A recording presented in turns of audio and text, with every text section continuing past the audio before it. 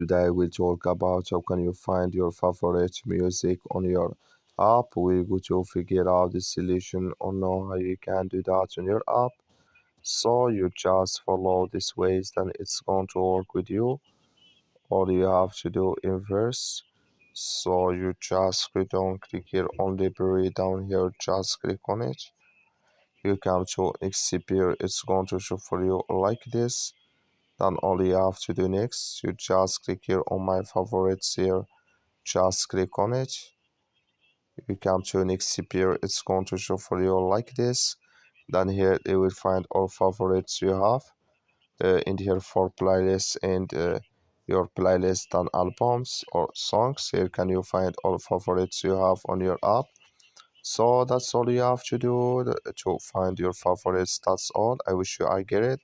Thank you for watching. Don't forget to support us by like and subscribe.